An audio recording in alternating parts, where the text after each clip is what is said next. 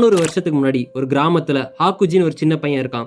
ஹாக்குஜிக்கு அம்மா கிடையாது. ஹாக்குஜியோட அப்பா ரொம்ப உடம்பு முடியாம இருக்காரு. இதனால ஹாக்குஜி திருட ஆரம்பிக்கிறான். அவன் திருடி சில சமயம் ஊர்ல மாட்டிக்கிறான்.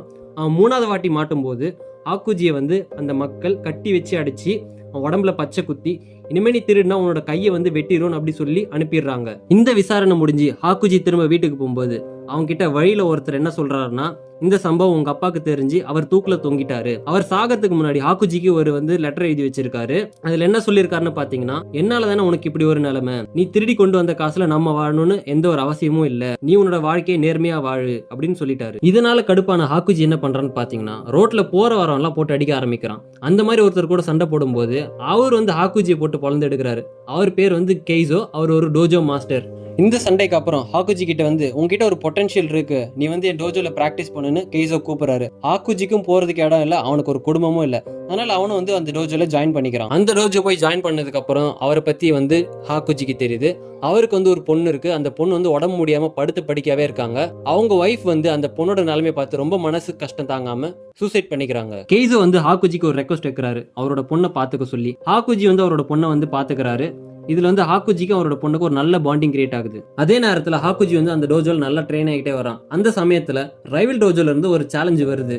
ஹாக்குஜி போய் அந்த சண்டை ஈஸியா வின் பண்ணிட்டு வந்துடுறான். இதனால ரைவல் டோஜோ ஹாக்குஜி மேல செம்ம கான்ல இருக்காங்க. இப்படியே நாட்கள் போகுது. ஒரு 2 வருஷத்துக்கு அப்புறம் பாத்தீங்கன்னா கோயுக்கியோட ஹெல்த் எழுந்து நடந்து வேலை செய்யற அளவுக்கு டெவலப் ஆயிருது. இதே நேரத்துல கெய்சோ ஹாக்குஜி கிட்ட ஒரு ரெக்வஸ்ட் வைக்கிறாரு. அது என்னன்னு பாத்தீங்கன்னா, எனக்கு அப்புறம் இந்த டோஜோ நீ டேக் ஓவர் பண்ணிக்க, அதே மாதிரி என்னோட பொண்ணு கல்யாணம் பண்ணிக்க சொல்லி அவர் ரெக்வஸ்ட் பண்றாரு. ஹாக்குஜி கெய்சோட ரெக்வஸ்ட்டுக்கு ஓகே சொல்றான்.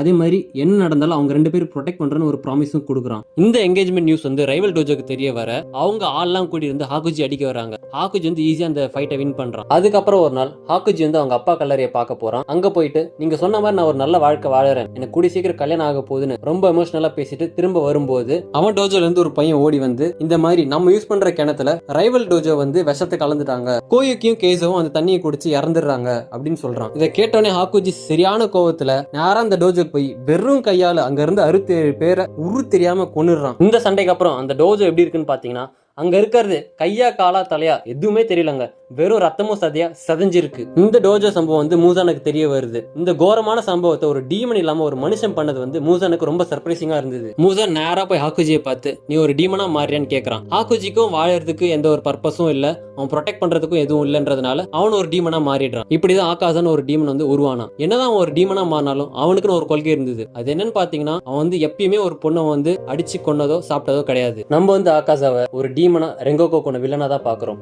எல்லா டீமனும் அவங்க ஏன் மாறினாங்கன்னு ஒரு பேக் ஸ்டோரி இருக்கு. இது ஆகாஷோட பேக் ஸ்டோரி. இதே மாதிரி நான் வேற ஏதாச்சும் அனிமே ஆர் கேரக்டர்ஸ் பத்தி பேசணும்னா கமெண்ட் பண்ணுங்க. தேங்க்ஸ் ஃபார் வாட்சிங்.